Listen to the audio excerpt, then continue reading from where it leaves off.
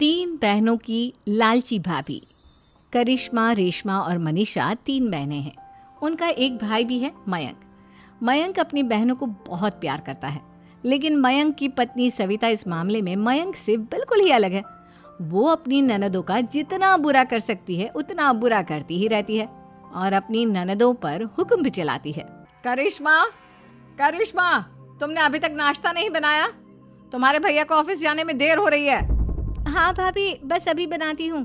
करिश्मा, तुम ये ढीलापन छोड़ दो। कल को पराए घर जाना है। वहाँ अगर तुम इस तरह से काम करोगी तो लोग क्या कहेंगे कि माँ ने और भाभी ने कुछ सिखाया नहीं। और तुम्हारी दोनों बहनें कहाँ हैं? अब रेशमा मार्केट गई है और मनीषा सो रही है। क्या? सुबह के 8 बज रहे हैं और ये महारानी अभी भी सो रही है? ये कहते हुए सविता अपनी सास दुर्गा देवी के पास जाती है। माँ जी, देख रही हो अपनी बेटियों के तौर तरीके? क्या हुआ बहू, सुबह सुबह क्या कर दिया मेरी बेटियों ने? अरे एक तो अभी अभी उठकर किचन में गई है, दूसरी सुबह सुबह बाहर चली गई और तीसरी अभी तक सो रही है। क्या करूं मैं इन तीनों का? मैं तो परेशान हो गई हूँ। जा जाकर उठा उसे और रेशमा से मैं बात करती हूँ। सविता सीधा मनीषा के कमरे में जाती है और उससे कहती है, महारानी जल्दी उठो, सूरज सर पर आ गया है। भाभी थोड़ी देर और सोने दो ना, मैं रात को लेट सोई थी। वो क्या ना, यूनिट टेस्ट चल रहे हैं। शराफत से उठती है या नहीं, या फिर पानी की भरी बाल्टी डालूं तेरे ऊपर? नहीं नहीं भाभी, मुझे बिस्तर में नहीं लाना, उठती हूँ मैं। मनीषा जल्दी से उठकर बाथरूम में चली जाती है। सभी आराम से बैठकर नाश्ता कर रहे होते कि तभी रेशमा बाजार से हाथ में सामान लिए आ जाती है। रेशमा को देखते ही सविता उस पर बरस पड़ती है। लो, आ गई महारानी। ऐसा भी क्या सामान लाना था जो सुबह आंख मलते ही बाजार की तरफ रवाना हो गई? भाभी, कल आप ही तो चीख रही थी कि घर का सारा सामान मुझे ही लाना पड़ता है, घर में किसी को भी किसी काम से कोई लेना देना नहीं है। अब मैं बाजार जाकर सामान ले आई तो आपको इस बात से भी तकलीफ हो रही है? देख रही हो माँ जी, अपनी बेटी की जुबान कैंची से भी तेज चलती है। और मयंक, आप तो कुछ कहेंगे नहीं अपनी लाडली बहन को? रेशमा, अपनी भाभी से ऐसे बात नहीं करते। चलो माफी मांगो। भैया, मैं क्यों माफी मांगू? आप भाभी से बोलिए ना कि हम पर कम हुक्म चलाया करे। हम इस घर की बेटियां हैं और आपकी पत्नी की ननद है, नौकरानी नहीं। लो कर लो बात। इनकी भलाई के लिए कुछ भी बोलो तो इन्हें बुरा लग जाता है। इस घर में यही इज्जत है मेरी। देख लो माँ जी, आपकी बेटी किस लहजे में मुझसे बात कर रही है। सविता वहां से चली जाती है। मयंक को बहुत गुस्सा आता है, वो भी वहां से चला जाता है। फिर करिश्मा रेशमा को समझाती है, रेशमा, तुम्हें भाभी से माफी मांग लेनी चाहिए थी ना। लेकिन दीदी, मैंने कुछ किया ही नहीं, तो मैं माफी क्यों मांगू? हाँ करिश्मा दीदी, रेशमा दीदी जैसे ही घर में आई भाभी ही उन पर चिल्ला रही थी। हाँ, मैं मानती हूँ कि गलती भाभी की थी। मैं तो इसलिए बोल रही हूँ कि भाभी ने माँ को तो पूरी तरह अपने वश में कर लिया है। वो हमारी बात सुनती ही नहीं। मयंक भैया हमारे लिए हमेशा खड़े रहते हैं, इसलिए उनकी बात का मान तो तुम्हें रखना चाहिए था ना। कोई फायदा नहीं दीदी, कुछ दिनों की बात और है, भाभी उन्हें भी हमारे खिलाफ भड़का देंगी। फिर वो भी माँ की तरह हमारी किसी बात का विश्वास नहीं करेंगे। इसी तरह सविता अपनी तीनों ननदों को किसी न किसी बात पर परेशान करती रहती थी। एक दिन मयंक अपनी तीनों बहनों के लिए गिफ्ट लाया। करिश्मा, ये तुम्हारे लिए हार का सेट। रेशमा, तुम्हारे लिए सुंदर सी ड्रेस। और मनीषा, तुम्हें किताबें पसंद है ना, तुम्हारे लिए किताबें लाया हूँ। थैंक यू भैया। थैंक यू भैया। थैंक यू भैया। करिश्मा, तुम्हारा नेकलेस कितना सुंदर है। ये भैया कहाँ से ले आए होंगे?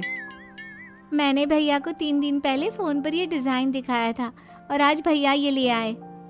सविता तो अपनी ननदों के गिफ्ट्स देखकर जल गई और करिश्मा का नेकलेस तो उसे भी बहुत पसंद आया था। अपनी बहनों के लिए कितना अच्छा नेकलेस लेकर आए हैं, मुझे कभी कोई गिफ्ट नहीं दिया। मैं आज ही ये हार चुरा लूंगी। रात में सविता करिश्मा का हार चुरा लेती है और इसी तरह उसे अपनी ननदों की जो भी चीज़ अच्छी लगती वो उसे मांगती नहीं, बल्कि रात के अंधेरे में चुरा लेती। इसी तरह दिन बीतते गए और सविता ने मयंक के दिल में भी उसकी बहनों के लिए नफरत पैदा कर दी। एक दिन मयंक ने करिश्मा और रेशमा के लिए रिश्ता देखा और ये बात उसने घर में सबको बताई। माँ, करिश्मा और रेशमा के लिए बहुत अच्छा रिश्ता आया है। वो लोग कल इन्हें देखने आ रहे हैं। आप और सविता मिलकर सारी तैयारी कर लेना। ये सुनकर करिश्मा और रेशमा खुश हो जाती हैं, लेकिन सविता सोचती है, अगर इन दोनों बहनों की शादी हो गई तो घर और बाहर का काम कौन करेगा? मनीषा तो एक नंबर की कामचोर है, उससे तो किसी बात की उम्मीद लगाना ही बेकार है। मुझे इस शादी को रोकना होगा। अगले दिन सभी लड़के वालों के स्वागत की तैयारी करने में लगे होते हैं। तभी मयंक अपनी बहनों से आकर कहता है, तैयार हो गई तुम दोनों? देखो दोनों लड़के बहुत अच्छे हैं, मैं कोई कसर नहीं छोड़ना चाहता, इसलिए तुम उनके सामने अच्छे से बिहेव करना और अपनी भाभी से लड़ने मत लग जाना। करिश्मा, तुम वो नेकलेस पहन लो ना जो मैं तुम्हारे लिए लाया था। भैया मैं बहुत देर से वो नेकलेस ढूंढ रही हूँ, लेकिन मुझे मिल ही नहीं रहा। क्या तुमने नेकलेस खो दिया? तुम्हें पता भी है वो कितना महंगा था? तुम कोई काम ढंग से नहीं कर सकती। मयंक गुस्से में वहां से चला जाता है। थोड़ी देर बाद लड़के वाले भी आ जाते हैं। वो दोनों बहनों को पसंद कर लेते हैं और रिश्ता पक्का हो जाता है। लेकिन सविता के दिमाग में तो कुछ और ही खिचड़ी पक रही थी। वो पंडित जी के पास करिश्मा की कुंडली लेकर जाती है और उन्हें पैसे देकर करिश्मा की कुंडली बदलवा देती है।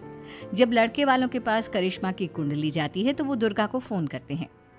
बहन जी, हमने करिश्मा की कुंडली अपने पंडित जी को दिखाई थी। आपकी बेटी की कुंडली नहीं बल्कि दोषों का पिटारा है। देखिए, मैं और मेरे पति इन सब बातों में बहुत विश्वास करते हैं, इसलिए हम आपकी बेटी से अपने बेटे की शादी नहीं करा सकते। इस तरह करिश्मा का रिश्ता टूट जाता है और सभी घर वालों को बहुत दुख होता है। अब कविता सोचती है, चलो करिश्मा का तो रिश्ता टूट गया, अब रेशमा का भी रिश्ता तोड़ना है। क्या करूं? अब सविता आवाज बदलकर किसी अननोन नंबर से रेशमा के होने वाले ससुराल में फोन करती है। हेलो, मैं कौन हूँ कौन नहीं ये आपके लिए जानना ज़रूरी नहीं, बस इतना सुन लो कि रेशमा का 2 साल से किसी के साथ अफेयर चल रहा है। बस रेशमा का रिश्ता तोड़वाने के लिए सविता का इतना कहना काफी था। अब रेशमा का भी रिश्ता टूट गया। मयंक और दुर्गा देवी ने रेशमा को खूब खरी खोटी सुनाई और उससे बार बार उस लड़के के बारे में पूछने लगी।